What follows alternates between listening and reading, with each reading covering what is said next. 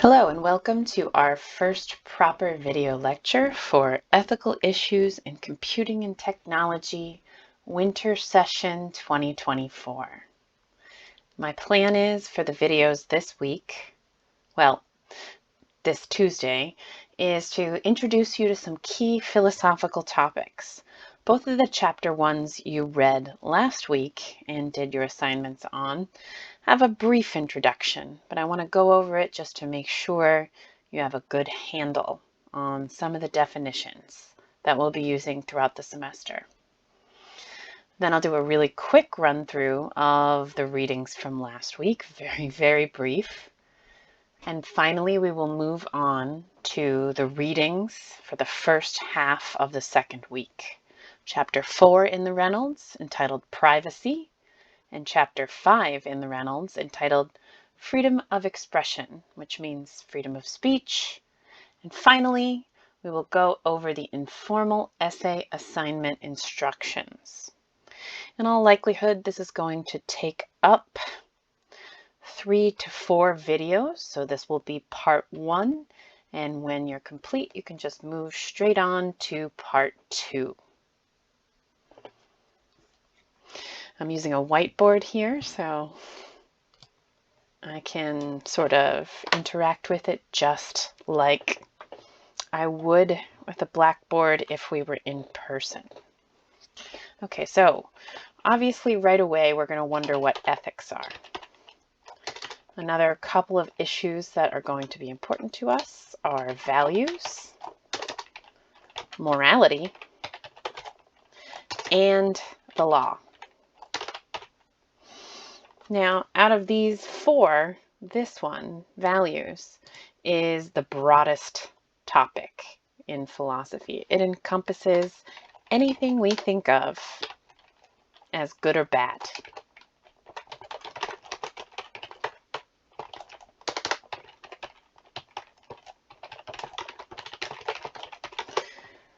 So this is value theory in philosophy. And it doesn't have to do with morality at all, necessarily. If we have a knife that we pull out of our kitchen drawer and we want to use it to chop food for dinner, if it is too dull to go through the food as we try to chop it, we're going to say that it's a bad knife. If it's sharp and it works well, we'll say it's a good knife. Sometimes it's something that's a little bit more factual about what's good and bad for us. It's good for us to have the right amount of oxygen and bad for us to be breathing other levels of oxygen. So values differentiate themselves from facts. And a fact is just true or false.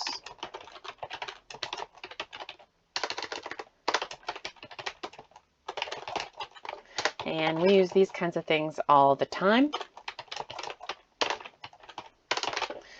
We might say that a tree has bark. Maybe the tree in front of us has bark. We could be even more specific because I'm not sure if all trees have bark. And that's either true or false. If I say that, I'm either right or wrong. There's no middle ground. If I say that the sun is 90 million miles away and I don't actually know the distance, so I could be wrong, that statement is either true or false.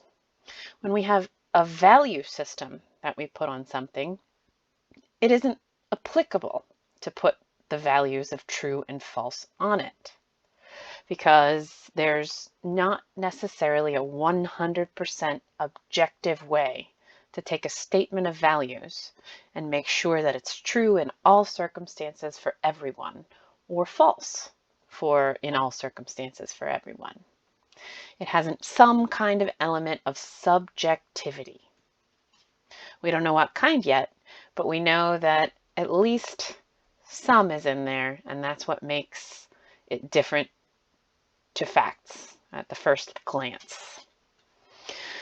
Then a step down, if we're thinking of values as the biggest category, slightly smaller is a subset of value theory known as morality.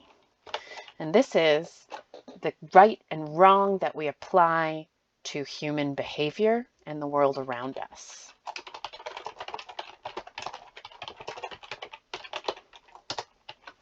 So when we say premeditated murder is wrong, we are talking about morality. But since it's a subset of values, we're worried that that subjectivity that exists, that doesn't exist with facts, might make it that morality is just going to be a mess forever. It's just going to be a whole bunch of opinions that no one will ever be able to agree on, and we're just going to have to keep arguing and try to get our point of view out there and win. The problem with that is it leads to absolute, complete moral relativity. It says that there's nothing objective about morality at all. It might just be where and when you grew up that tells you right from wrong. And sometimes this has really good motivations. We know that throughout history, Western Europe and later on the United States used violence and other unethical means of behavior to dominate the world, violate other people's human rights, and create a system in which white supremacy reigned as uh, the political force for hundreds and hundreds of years. So when we think about wanting to give other people credit for their own systems and right and wrong, there can be a sort of anti-colonial viewpoint behind it. We want to say, who am I to tell those people that what they're doing is wrong? I didn't grow up in their community. They didn't grow up in mine. So I'll think what I think is right, and they can think what they think is right. But if we can't compare, we can never improve. If the only thing that determines right and wrong is the culture that you grew up in, that means when slavery was illegal in the United States, legal, it was right because the majority of people thought it was right. Another way to approach this to show that there's some measure of objectivity within morality is to think about what an opinion really is. If I say something like, I prefer Coke to Pepsi, you can't tell me that I'm wrong because it's a personal preference. It's my opinion. I don't have to defend it. It's not a sort of belief or claim that needs evidence. It just stands at it as it is, my opinion, my preference. But if I say something like, I think abortion is morally permissible in some situations, you can ask me without any sort of confusion why I think that, to give reasons, to use logic and evidence to try and prove that my belief is supported. And that's the kind of thing we do with facts. So not necessarily 100% subjectivity in values and morality. What about what we're focusing on this semester? Ethics. Oftentimes, this can be kind of a mess where people will use them interchangeably or they'll define it in their own ways. Philosophy uses it differently to business ethics or medical ethics. But one of the most common distinctions between morality and ethics is that morality is the theory and ethics is the actual real world application. So a concrete set of behaviors or rules.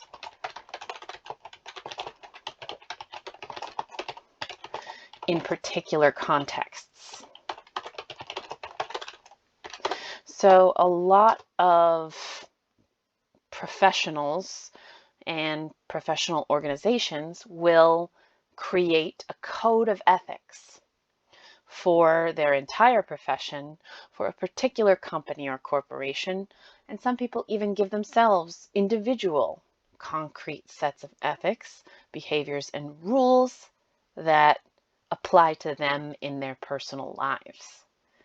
What about law? Law is a little bit different. You can study the philosophy of law, but it own separate category of knowledge seeking.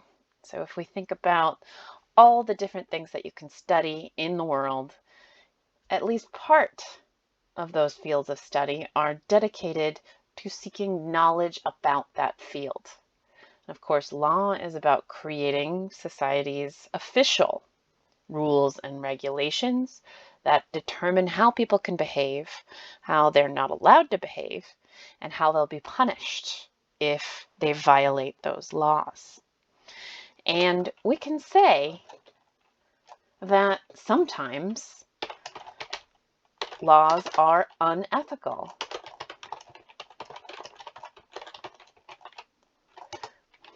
And what do we do then? Do we take our moral value and ethical systems and disobey? Do we advocate for the law to be changed? Do we debate within public society? And the answer can be different for different people and in different contexts. What comes to mind for me immediately is Martin Luther King Jr.'s letter from a Birmingham jail, in which he says it is a moral duty to fight against unjust laws that dehumanize people. And of course, he was talking specifically about Jim Crow laws in the American South prior to the Civil Rights Act. Now, the two books that I've chosen for us, the Reynolds and the Bass, talk about very similar things. You can actually even go down their table of contents and see that for the bulk of the particular ideas they discuss, they even discuss them in the same order. So today we're going to talk about privacy and we're going to talk about freedom of speech. That's chapters 4 and 5 in the Reynolds. I think it's chapters 3 and 4 in the Bass. And the Reynolds tends to be a lot drier. I apologize for the difficulties that might create when you are reading it, but I wanted to give both perspectives. I wanted to give the more, I've said technical context in the past. I would say more like the legal sets of ethical regulations that govern our past and current implementation of the ethics of computing and technology in the United States primarily, but also sometimes we get the perspective of different parts of the world. Whereas Bass approaches it from a more social problems that are created and how they're solved by computing and technology. She does give the more technical side in the sense that she mentions the legal development of these sorts of ethical issues in computing and technology, but she does it more so from the perspective of concrete examples. If I had time, if we were in a regular semester, we would probably look at a lot of them in parallel. As such, I would strongly encourage you to look at the opposite textbook for at least what you're going to write about for your essay. You don't necessarily have to read it all, but you can compare it and contrast it a little bit. Especially for this first essay, you can take a peek at the Bass and find more concrete examples than the Reynolds uses, and you can apply that to whatever it is you end up discussing. So there we have gotten the introduction to some of the philosophical concepts that I wanted to talk to you about. And now we can move on to the very brief overview of both chapter 1s in the Reynolds and in the Bass. So I'm looking at a printout here. I don't think I can have the entire chapter, put online. I don't have the copyright permissions for that. So I encourage you to also follow along, maybe open up the PDF and have it side by side while you are listening to my lecture, and you can follow along as I go from page to page. This first chapter, chapter 1 again, that starts on page 1 of the Reynolds, and these page numbers are within the book itself, not the page numbers of the PDF document. We get a vignette from the Cisco chairman. We're going to skip over that and look at the definition of ethics that Reynolds gives us.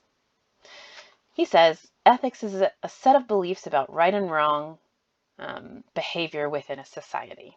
Now, we already see that that contradicts what I said a little bit. So we'll say Reynolds. I did not spell it right. Nope, I'm not going to either, am I?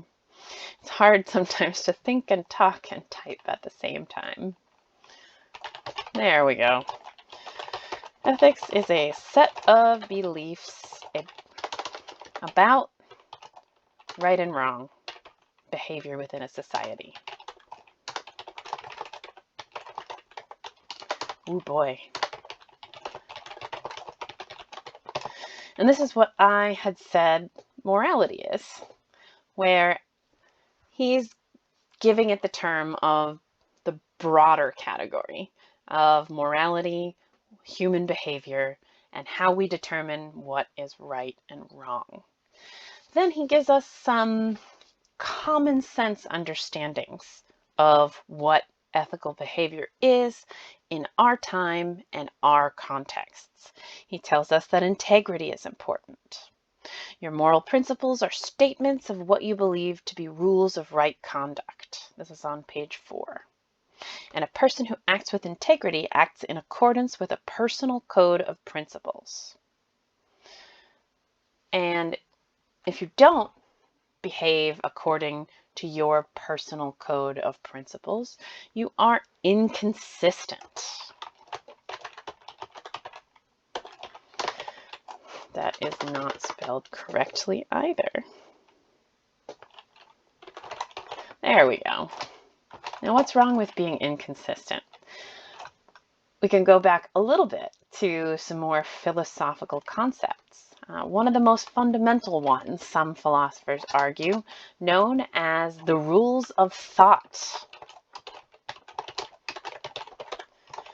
I mentioned in my brief overview of what academic philosophy does in the syllabus video that philosophy proceeds by using logic and reason to try and discover information and knowledge about how we think, about our place in the world, our minds, and some of these big questions that human beings run into a lot in their lives.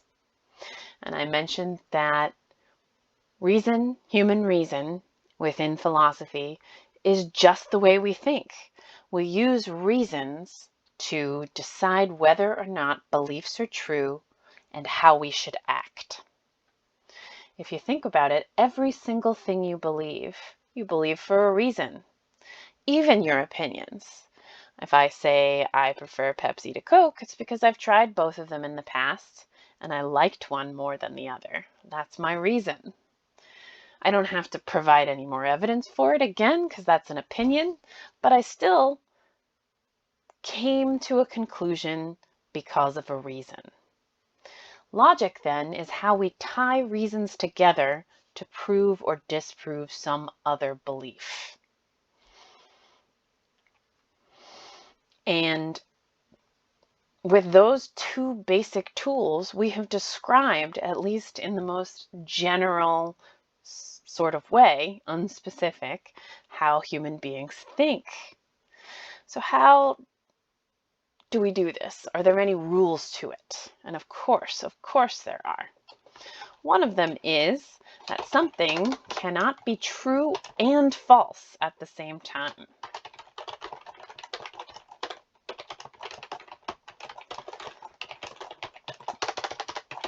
So if there's something that has a particular color, like the period at the end of that sentence. It's black. It can't be at the same time in the same physical space, both black and white.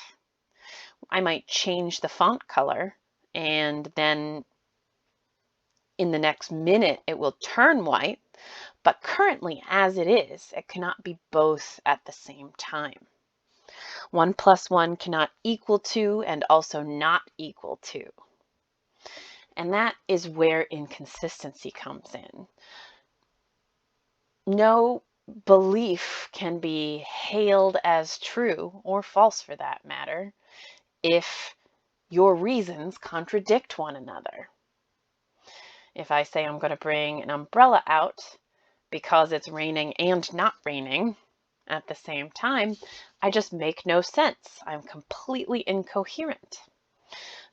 It's argued about how many other rules of thought there are for a really long time. It was supposed to be only three basic logical rules or axioms that added up eventually to all of our complex ways of reasoning.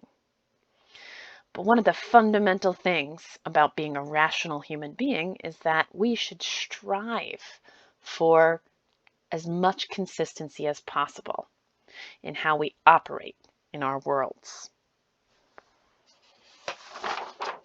This isn't as brief as I would like it to be, so we're going to have to move on a little bit more quickly.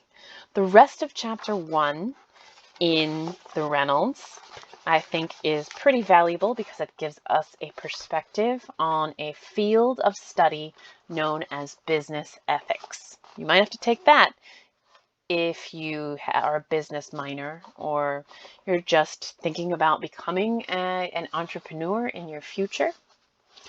And it is a pretty robust field of study in and of itself that is often collaborative between people in the business world and philosophers.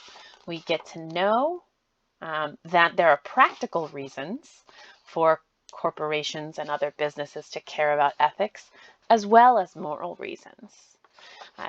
Corporate social responsibility, or CSR, is a core concept within business ethics that recognizes that businesses are a part of the communities within which that they operate.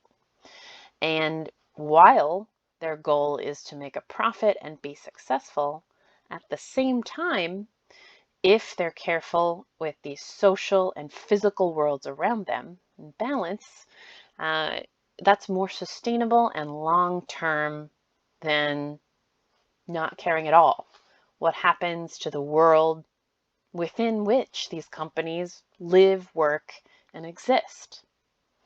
So you might say bottom line and bottom line only. So I'm going to dump all these chemicals into this river. But the thing is if you live there, you're going to end up reaping the bad consequences of those actions as well. So the official definition here, corporate social responsibility on page 8, the concept that an organization should act ethically by taking responsibility for the impact of its actions on the environment, the community, and the welfare of its employees. Now, what are these practical reasons? That I already sort of hinted at one, long-term versus short-term.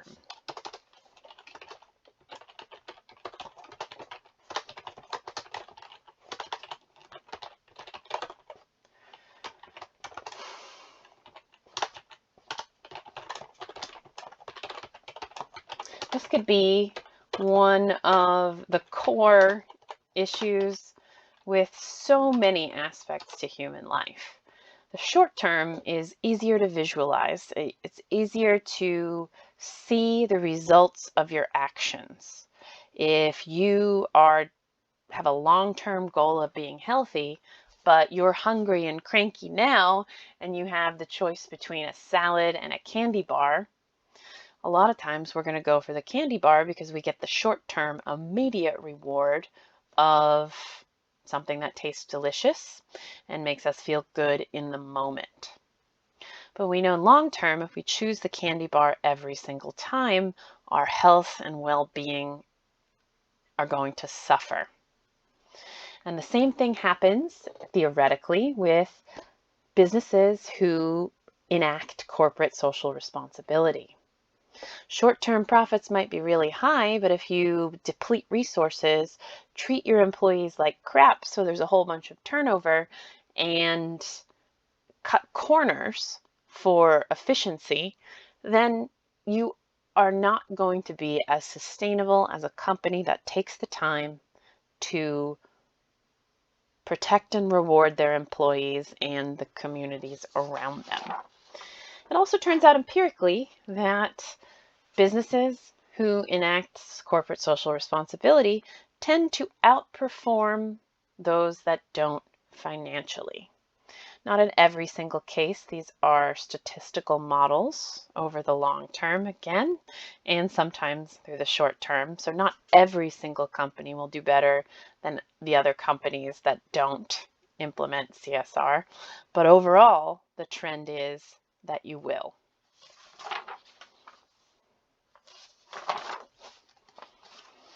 They tell us the differences between shareholders and stakeholders. Shareholders are those that own part of the company through stocks directly, whereas stakeholders are anybody who is affected by the business's actions.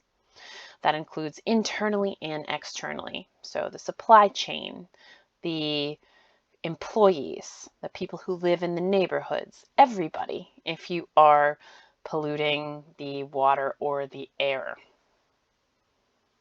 And somebody who is concerned with corporate social responsibility and what businesses owe to their communities as much as what the communities may owe to the businesses, or the contract buying and selling creates an owing to one another. They'll also take into effect the stakeholders. Companies also have a duty to create an ethical work environment where people are safe and free from harassment.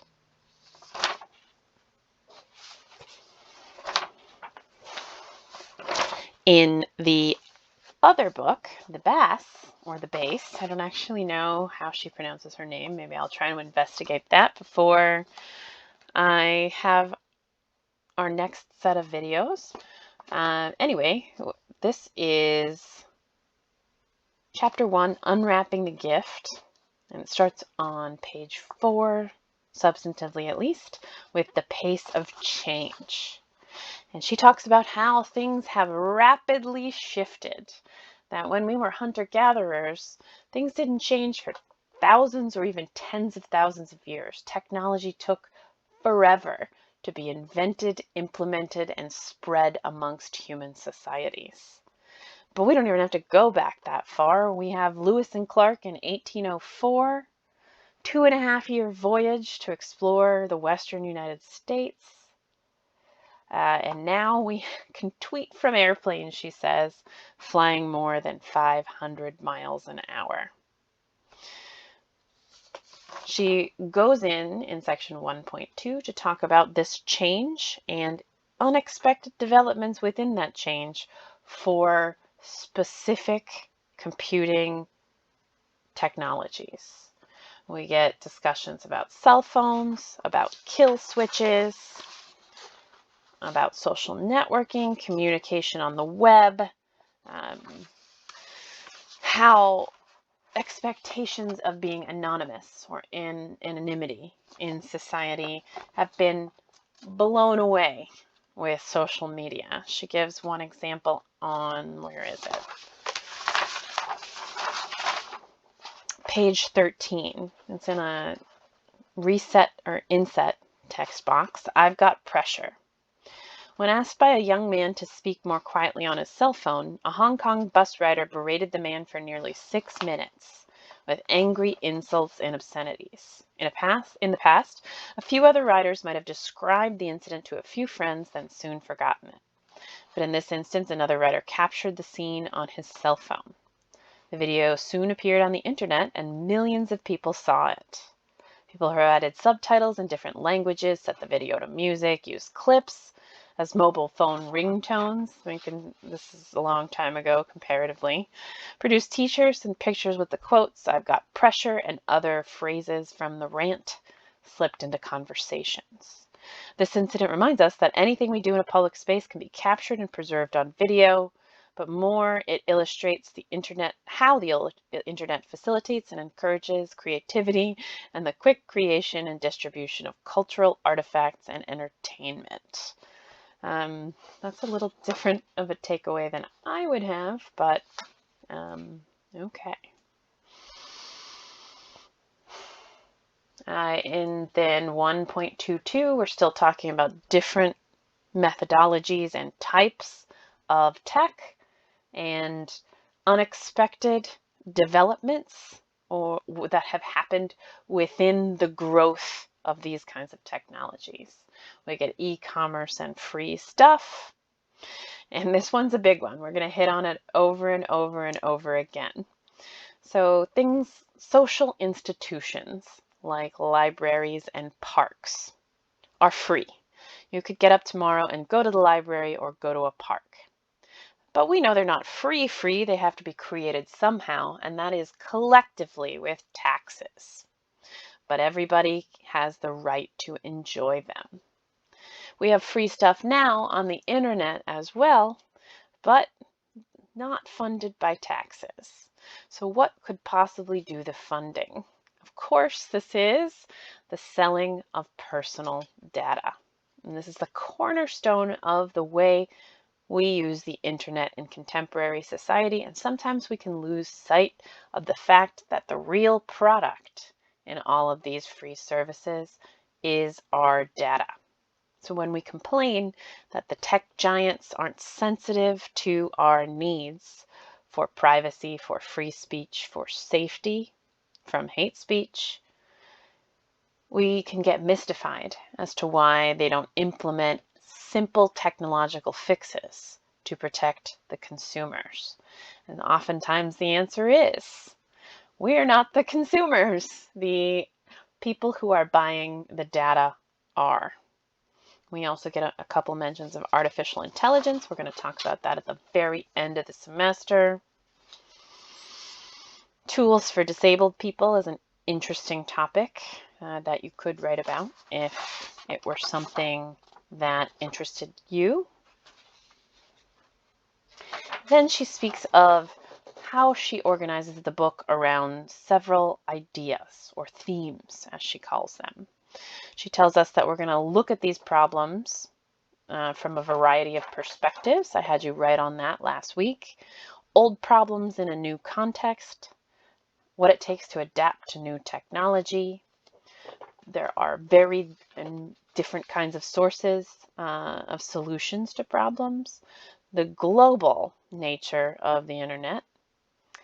Trade-offs that we have to make. We're going to look at that right in the next thing we're going to talk about, privacy. Sometimes we sacrifice part of our privacy for a good or a service or a way to connect to the people around us. Oftentimes, and this is another key theme I think she doesn't highlight necessarily in these words at least, is that we all have rights, we all have goals, we all have the way we want our lives to look, and those things often come into conflict with one another. And even if we have 100 people who believe fervently in human rights, we don't necessarily have an easy or simple way to adjudicate or fix when those rights come into conflict. Perfection is a direction, not an option, and the difference between personal choices, business policies, and the law. We know that these can come from practical concerns like economic benefit and detriment, and they can come from moral concerns, what we think of as right and wrong. Then she tells us a bit about different schools of ethics. And I actually want to go into this a little bit more deeply, This video is running a little bit long, so this is going to be the end of part 1, and I will see you in part 2.